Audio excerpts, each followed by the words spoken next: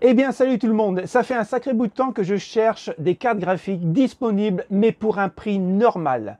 Donc j'ai enfin trouvé deux annonces, maintenant je vais pouvoir vous proposer un PC gamer de 600 € et de 1180 €. Et vous allez voir, ça tient vraiment la route. Alors, si vous voulez commencer le jeu vidéo et que vous avez quand même un budget assez restreint, et ça se comprend dans cette période, eh bien écoutez, je vous présente le kit évolution Intel i5 10400F. Il est affiché au prix de 354,98 € et vous allez voir, il est vraiment très performant pour son prix. On va le détailler ensemble. Le i5 10400F n'est pas overclockable, c'est pour ça qu'il n'y a pas la lettre K derrière. Par contre, le F veut dire, si vous ne le savez pas, qu'il n'y a pas de partie graphique. Mais ce n'est pas encore très grave, car on va le payer un peu moins cher.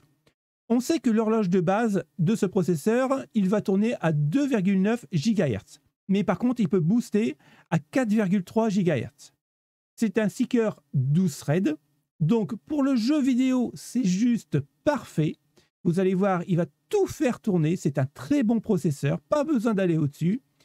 Et en plus de ça, comme il n'est pas overclockable, dans la boîte, on aura le Ventirad Intel déjà inclus avec une bonne patte thermique. La MSI Mag B460M de chez Bazooka est une carte mère d'entrée de gamme. Mais pour supporter un i5 10400F, c'est juste parfait. C'est la carte mère qu'il faut. Après, avec Topacha, ils nous disent qu'on peut mettre un i9 ou un i7. Personnellement, je ne le ferai pas. Je pense que les VRM sont vraiment trop light pour ça. Mais pour un i5, ça passe largement.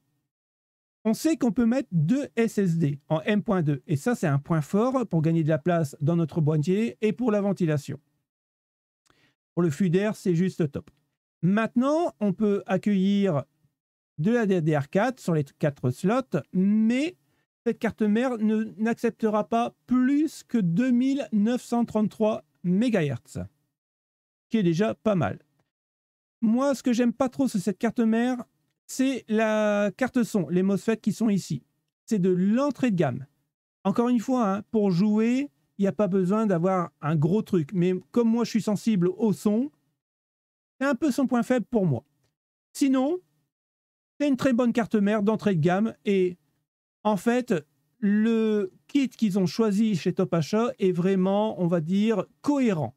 Et comme je vous ai dit tout à l'heure, là, on va avoir 16 Go 2x8 en 2666 MHz, mais comme la carte mère n'accepte pas les 3000, voire les 3002 MHz, c'est pas très grave. Et ça fera quand même tourner les jeux sans aucun problème. Donc, si on prend les pièces séparées, donc 126 €, 129,99 € et 159,99 €. En fait, par rapport au prix de départ de chez Topacha à 354,98 €, vous allez payer, si vous le prenez au détail, quasiment 100 € de plus. Donc c'est pour ça que je vous propose ce kit, parce qu'il est vraiment très intéressant au niveau de son prix et surtout au niveau des performances dans les jeux vidéo.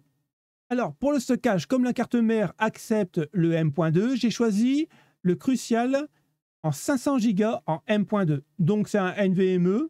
C'est très bien, vous pourrez mettre l'OS, le partager et puis après mettre les jeux qui vous conviennent. Et franchement, pour 53,95 €, n'allez pas chercher plus haut parce qu'il y a une très bonne vitesse de lecture et une très bonne vitesse d'écriture. Alors, pour rester cohérent avec un budget assez serré, je vous conseille la Corsair CV650 80+ bronze. Si vous ne savez pas que c'est les certifications, je vous mettrai une vignette dans le coin d'une vidéo que j'avais faite sur les certifications et sur les alimentations. La Corsair est une très bonne marque. Généralement, ça tient vraiment le choc. Et on pourrait dire qu'elle n'est pas modulaire ni semi-modulaire. C'est vrai. Mais pour, encore une fois, respecter un budget assez serré, eh bien, écoutez, ça va faire le taf, hein. Maintenant, si vous voulez vraiment que ça soit future-proof et pour être un peu plus large, prenez une 750 watts, voire une 850 watts. Moi, j'ai pris une CV 650 watts, tout simplement parce qu'avec le 10400F et puis les cartes graphiques qu'on va lui mettre dessus, ça va passer sans aucun problème. Pour accueillir tous nos composants, j'ai choisi le boîtier gamer Aerocool Glider avec une glace en verre trempé pleine taille, deux ventilateurs fournis avec, et surtout, on a de la mèche à l'avant, donc un très bon refroidissement des composants. Maintenant, il est à 40,59 €. Alors, pour 40,59 €, qu'est-ce qu'on a? On sait qu'on a un emplacement pour mettre un disque dur en 3,5. Mais on a 4 emplacements pour mettre des disques durs en 2,5. Donc ça, c'est pas mal. La longueur de la carte graphique maximale, elle est à 32,5 cm. Donc là, je veux dire, vous pourrez mettre quasiment toutes les cartes graphiques du marché. Le water cooling est possible. On pourra mettre un 240 mm. De l'air cooling, on est 15 cm 7. Donc le Ventirad qui est vendu avec le 10400F, il n'y a aucun problème, ça passe. On le sait tous, les cartes graphiques, c'est la grosse misère. Et si vous n'êtes pas prêt à claquer 2 SMIG pour avoir une 370 Ti, eh ben, il faut se rabattre un peu sur le bon coin et voir un peu ce que l'on propose en occasion. Moi, actuellement, j'ai choisi 2 annonces qui me semblent vraiment correctes. Une d'occasion et une, vous allez voir, neuf. La première, c'est une GTX 1080 Ti qui va encore faire le taf pendant au moins 2 voire 3 ans. C'est vraiment le best-seller. Moi, j'ai une 1080 dans le deuxième boîtier, là, et je peux vous dire que tout tourne, hein, il n'y a aucun problème. Alors, bien sûr, je ne vais pas avoir comme les nouvelles RTX ou les nouvelles RX 200 images par seconde. Mais par contre, vous allez pouvoir jouer en ultra sans aucun problème. Je vous conseille d'aller voir des tests, si jamais vous êtes intéressé par l'annonce, d'aller voir des tests sur YouTube. Vous tapez 1080 Ti 2021 et vous allez voir tous les jeux qu'elle fait encore tourner.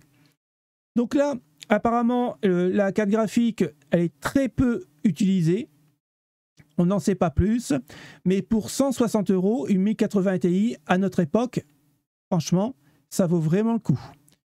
Je sais que c'est une VGA ICX.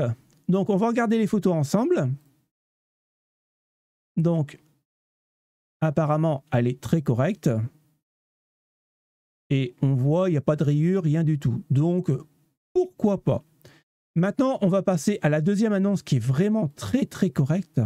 Là, c'est, il vend une carte graphique neuve, encore scellée et garantie de 2 ans. Il possède la facture et la boîte n'a jamais été ouverte.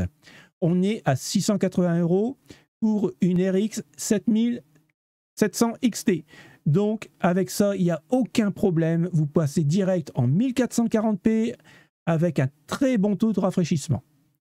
Et franchement, elle est vraiment, comme il dit, hein, ça n'a jamais été déballé. Hein. Donc, si jamais vous avez le budget, eh bien, écoutez, je laisserai le lien en description. Et puis, contactez directement la personne en espérant qu'ils ne l'ont pas vendu quand je vais sortir la vidéo. Donc, si vraiment vous êtes intéressé, mais alors foncez, quoi. En conclusion, que vous preniez la GTX 1080 Ti ou alors la RX 7700 XT, ça reste un très bon PC gamer qui fera tourner tous les jeux du moment et dans de bonnes conditions.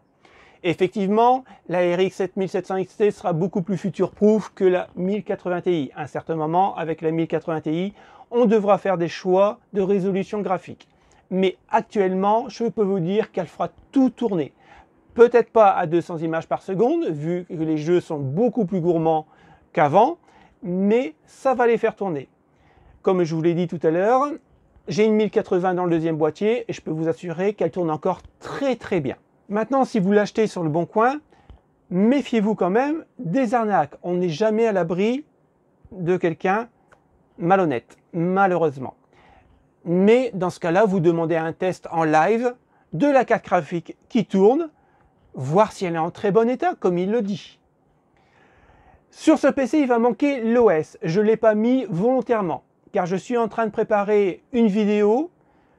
Je ne peux pas vraiment vous dire encore ce qu'il y aura dedans, mais ça annonce du bon pour la chaîne. Et ça, c'est grâce à vous. Donc, pour ma part, je vous dis merci d'avoir regardé la vidéo jusqu'au bout. Et puis, écoutez, je vous dis à la prochaine les potes. Salut, ciao, ciao.